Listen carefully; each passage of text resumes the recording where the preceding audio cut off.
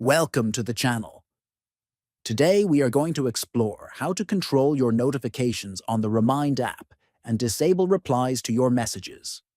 If you often receive unwanted responses or want to manage who can interact with your messages, first, open the Remind app on your device.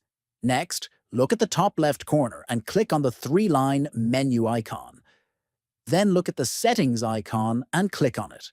Then, select the Notifications option. Scroll down carefully until you find the Allow Replies to Your Messages option. Finally, toggle the switch to turn off the ability for others to reply to your messages.